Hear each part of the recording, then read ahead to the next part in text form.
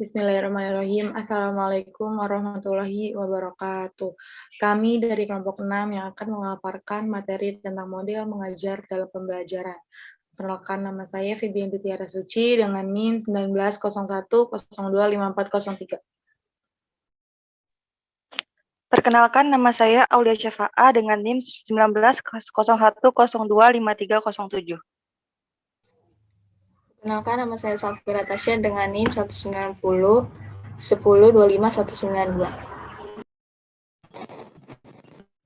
Perkenalkan, nama saya Musfika dengan NIM 19010255252. Perkenalkan, nama saya Alfia Aulia Putri dengan NIM 19010253667. Perkenalkan, nama saya Ratu Dina Roswati dengan NIM 1901025447. Perkenalkan, saya Novin Riani dengan NIM 1901025379. Nah, yang pertama ini ada arti model mengajar. Model mengajar dapat kita artikan sebagai kerangka konseptual yang digunakan sebagai pedoman dalam melakukan kegiatan pembelajaran. Model dapat dipahami sebagai berikut. Yang pertama itu ada suatu tipe atau desain. Yang kedua ini ada suatu deskripsi atau analogi yang dipergunakan untuk membantu proses visualisasi sesuatu yang tidak dapat dengan langsung diamati. Yang ketiga ini ada suatu sistem asumsi-asumsi, data-data, dan inferensi-inferensi yang dipakai untuk menggambarkan secara matematis suatu objek atau peristiwa. Yang keempat ini ada suatu desain yang disederhanakan dari suatu sistem kerja, suatu terjemahan realitas yang disederhanakan. Yang kelima ini ada suatu deskripsi dari suatu sistem yang mungkin atau imajiner, penyajian yang diperkecil agar dapat menjelaskan dan menunjukkan sifat bentuk aslinya.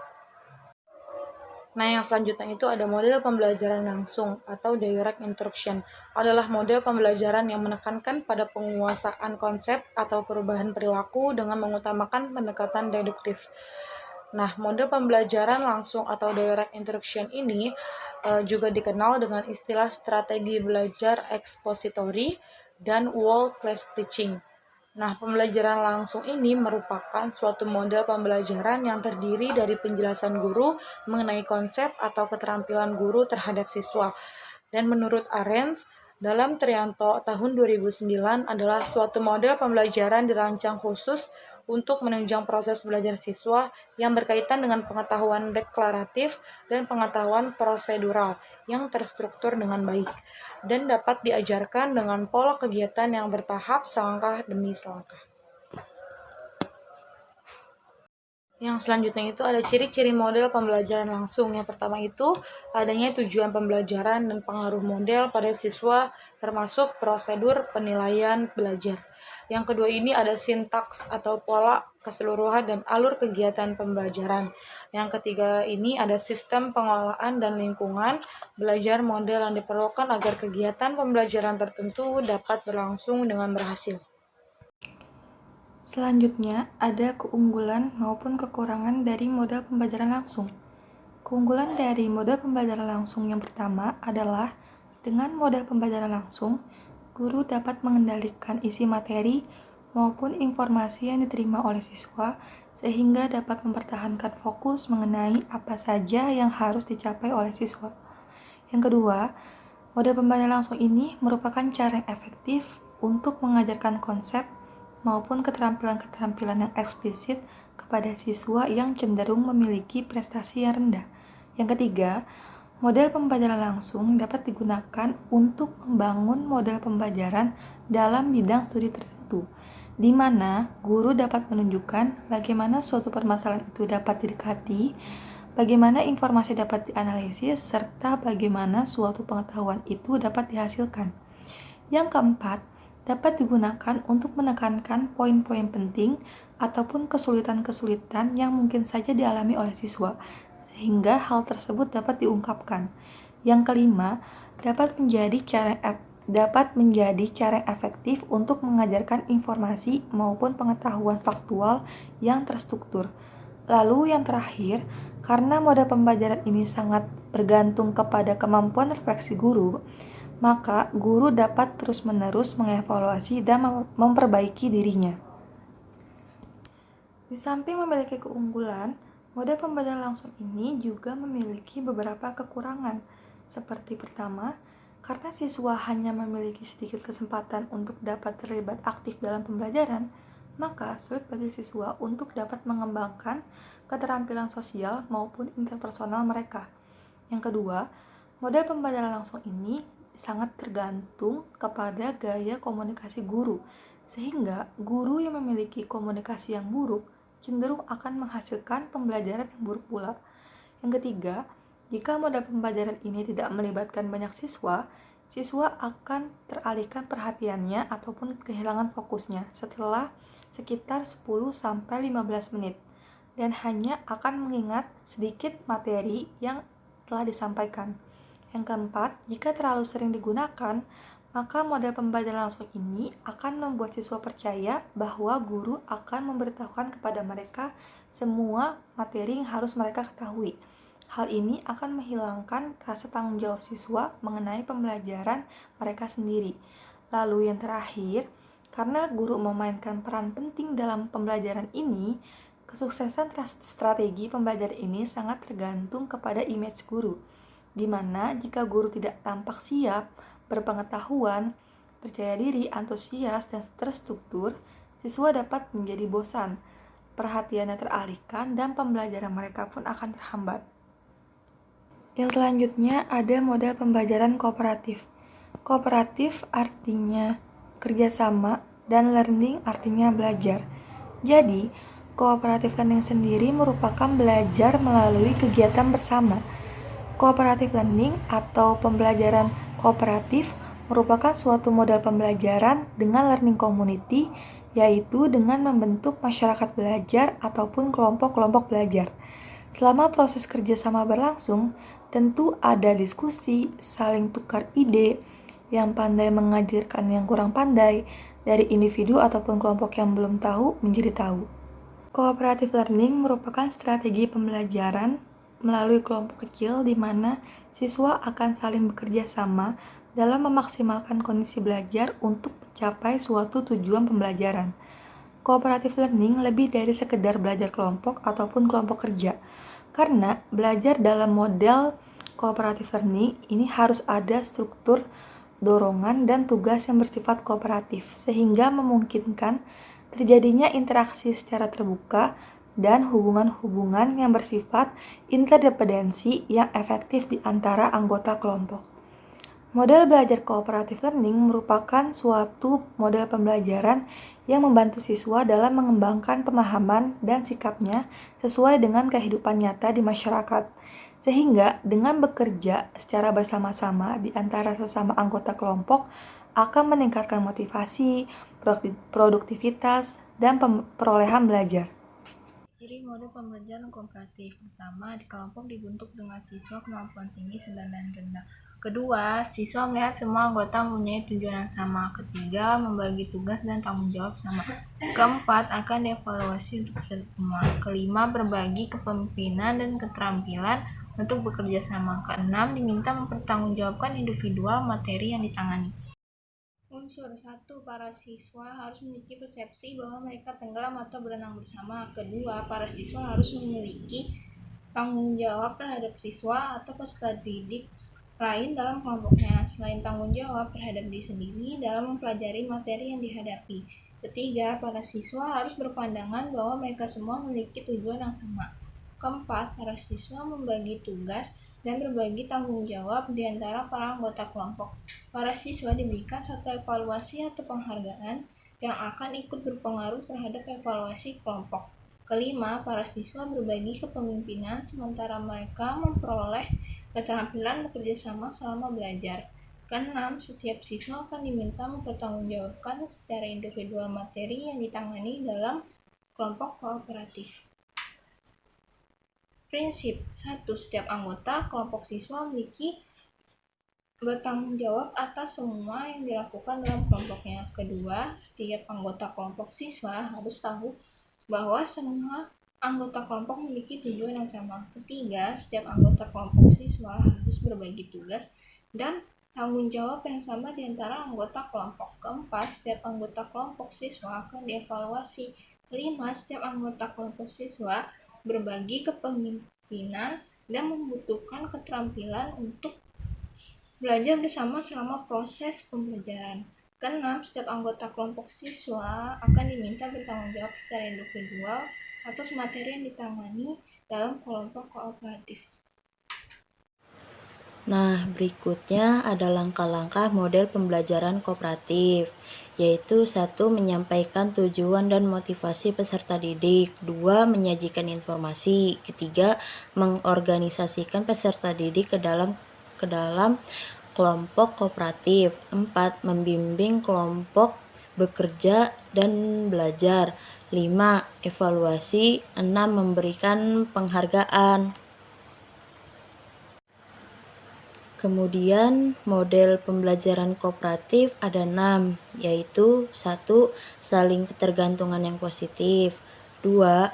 Adanya pengakuan dalam respon perbedaan individu, 3. Siswa dilibatkan dalam perencanaan dan pengelolaan kelas, 4. Suasana kelas yang rileks dan menyenangkan, 5. Terjalinnya hubungan yang hangat dan bersahabat antara peserta didik dengan guru.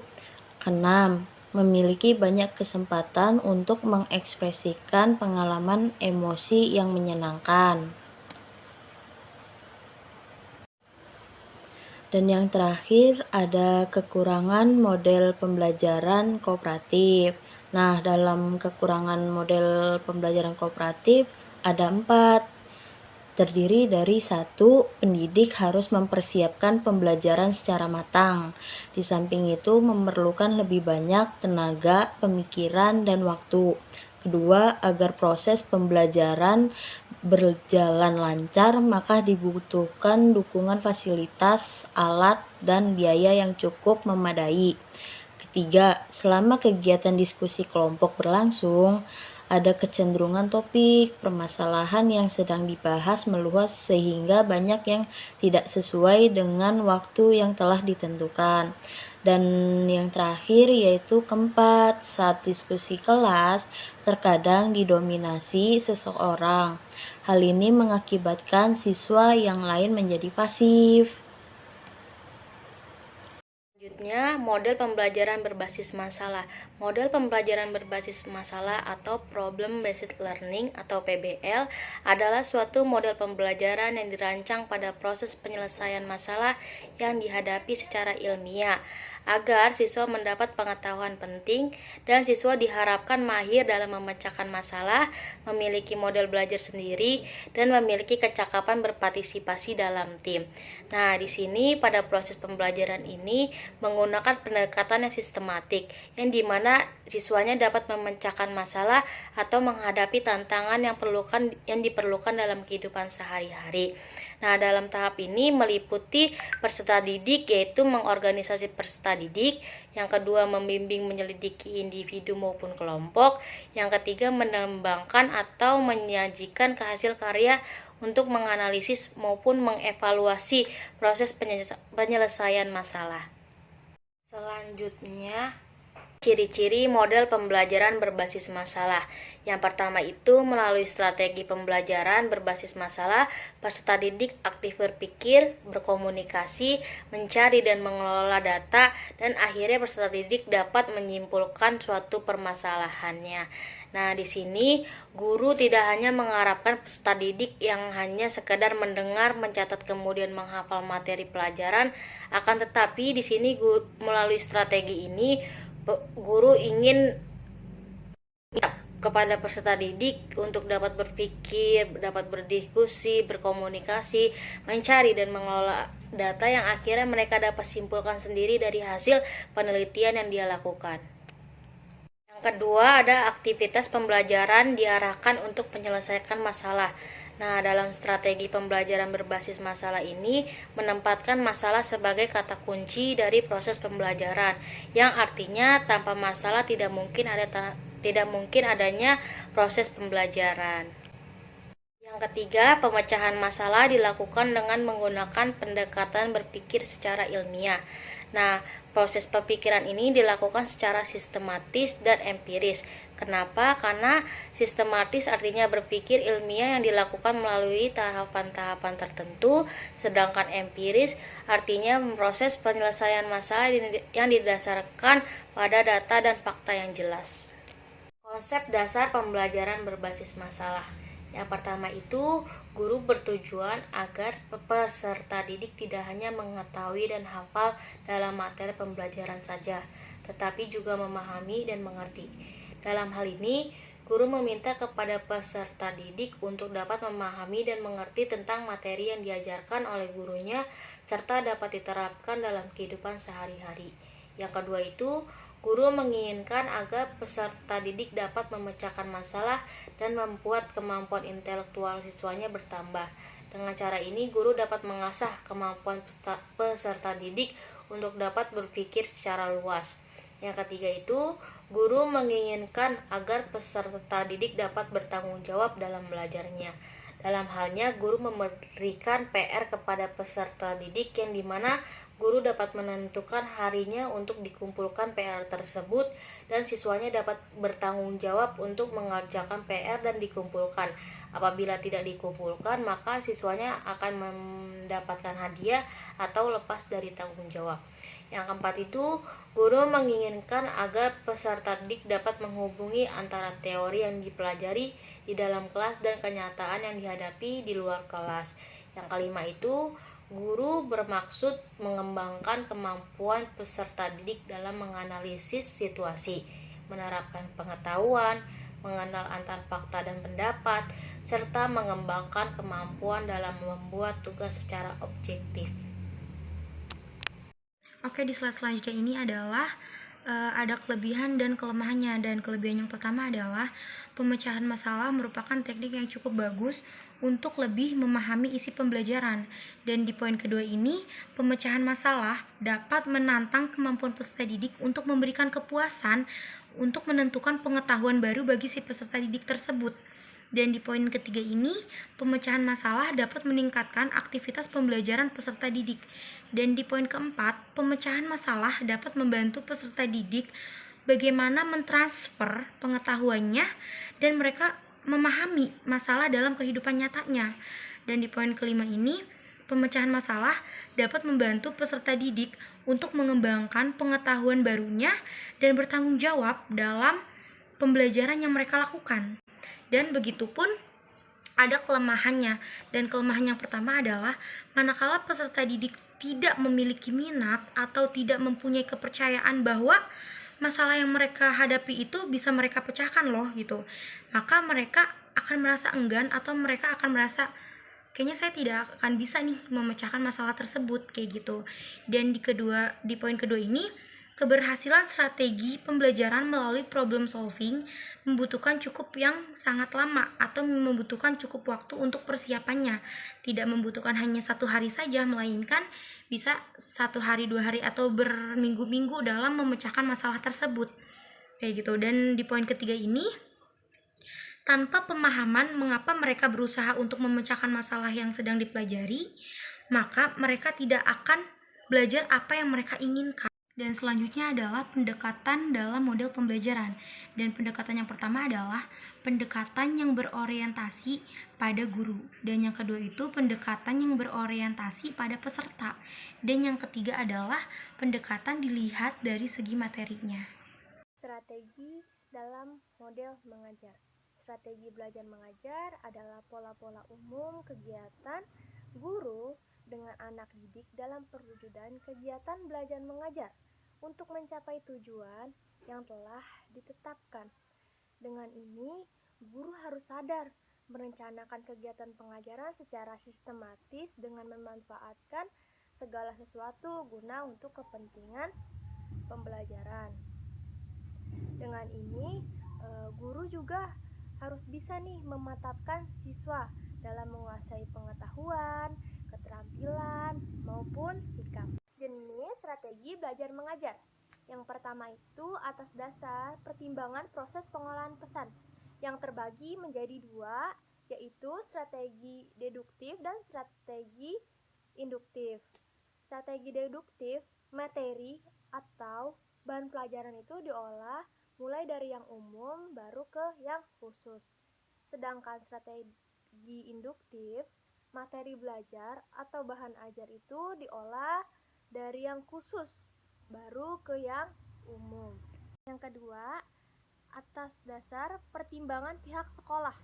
Yang pertama itu ada strategi belajar mengajar ekspositorik, yaitu sistem belajar mengajar di mana isi pembelajaran itu langsung diberikan kepada siswa. Yang kedua, ada strategi belajar mengajar heuristik, di mana siswa ini harus mencari dan menemukan sendiri apa itu materi yang dia butuhkan. Yang kelima, ada strategi scientific learning atau pembelajaran ilmiah, di mana proses pembelajaran yang dirancang sedemikian rupa agar peserta didik aktif untuk mengkonstruksikan konsep ataupun prinsip melalui tahapan-tahapan mengamati, baik mengidentifikasi atau menemukan masalah. Dengan ini, anak mengetahui berbagai macam teknik untuk menganalisis data dan menarik kesimpulan. Kemudian ia mengomunikasikan konsep apa yang ia telah temukan.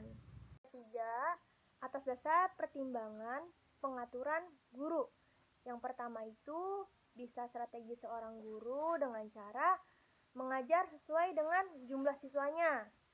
Yang kedua itu dengan cara strategi pengajaran beregu, bisa 2 orang atau lebih. Misalnya ada pembelajaran matematika di mana topiknya itu berkelompok, lalu murid berkelompok sesuai dengan topik materi yang diberikan oleh seorang guru ini. Yang keempat, atas dasar pertimbangan jumlah siswa, antara lain strategi kelompok kecil dan strategi individual. Strategi kelompok kecil itu biasanya siswa membagi kelompok kecil terdiri dari 1 sampai 5 orang tergantung dari jumlah dari siswanya itu sendiri. Biasanya itu ada pada pelajaran olahraga atau senam. Yang kedua itu ada strategi individual, di mana siswa itu menampilkan dirinya, menampilkan keterampilannya. Contohnya itu pada seni budaya. Mungkin siswa yang gemar menari, dia akan menari sesuai dengan dirinya. Ada juga anak yang pintar melukis, mungkin dia akan melukis sesuai dengan apa yang ingin ia kembangkan, seperti itu. Yang kelima itu atas dasar pertimbangan interaksi antara guru dengan siswa. Biasanya ini guru menggunakan alat peraga. Dengan itu lebih mudah menyampaikan suatu informasi yang ingin disampaikan oleh guru.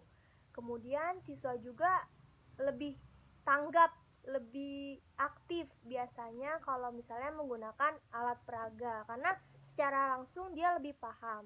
Terus yang kedua itu strategi pengajaran melalui media, di mana guru ini tidak langsung kontak dengan siswa, tetapi guru mewakilkan kepada media. Contohnya presentasi, di mana siswa itu berbicara melalui presentasi, kemudian dia menyampaikan kepada teman-temannya, lalu ada proses tanya jawab, kemudian gurunya menilai nanti saat melihat presentasi tersebut.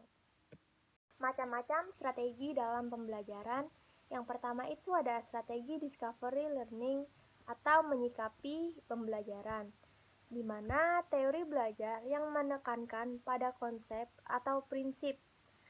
Pada keaktifan siswa berpusat di mana siswa menemukan ide dan memberikan maknanya. Dengan ini siswa akan mendapatkan pemahaman yang lebih besar. Yang kedua itu ada strategi inquiry learning atau penyelidikan pembelajaran, di mana pembelajaran ini mempersiapkan anak untuk bereksperimen sendiri. Dalam arti luasnya itu ingin melihat apa yang terjadi, apa yang ingin ia lakukan, apa yang ingin ia cari, kemudian ia akan mendapatkan jawaban dan pertanyaan sendiri, lalu menghubungkan penemuan satu dengan penemuan yang lain. Kemudian anak akan membandingkan apa yang ia temukan oleh dirinya dengan apa yang ditemukan oleh orang lain. Yang ketiga, strategi problem based learning atau pembelajaran berbasis masalah, di mana metode pengajaran yang bercirikan adanya permasalahan yang nyata yang dikaitkan oleh kehidupan sehari-hari sebagai konteks untuk para peserta didik belajar bagaimana berpikir kritis dan berketerampilan memecahkan masalah dan memperoleh pengetahuan yang bersifat masalah, kemudian ia bisa memecahkan masalahnya sendiri dalam kehidupan sehari-hari. Yang keempat itu ada strategi project based learning atau pembelajaran berbasis proyek, di mana pembelajaran yang menggunakan kegiatan sebagai media pembelajarannya. Peserta didik melakukan eksplorasi atau penilaian untuk menghasilkan berbagai bentuk hasil belajar yang telah ia lakukan. Yang kelima ada strategi scientific learning atau pembelajaran ilmiah, di mana proses pembelajaran yang dirancang sedemikian rupa agar peserta didik aktif untuk mengkonstruksikan konsep ataupun prinsip melalui tahapan-tahapan mengamati, baik mengidentifikasi atau menemukan masalah. Dengan ini, anak mengetahui berbagai macam teknik untuk menganalisis data dan menarik kesimpulan. Kemudian ia mengomunikasikan konsep apa yang ia telah temukan. Sekian, terima kasih. Kurang lebihnya mohon dimaafkan. Wassalamualaikum warahmatullahi wabarakatuh.